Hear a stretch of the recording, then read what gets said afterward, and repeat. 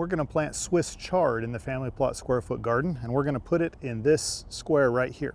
Now, Swiss chard is a larger plant, and so we have chosen to plant it not quite on the south side so it doesn't shade our greens that are here. Instead, we're going to plant it over here since it's a little taller.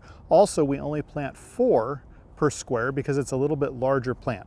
So I'm going to go ahead and take care of this, and I have here, we brought in compost from a commercial supplier, and there are small shards of glass in it, which you'll find, this is not the first time I've seen this sort of thing happen.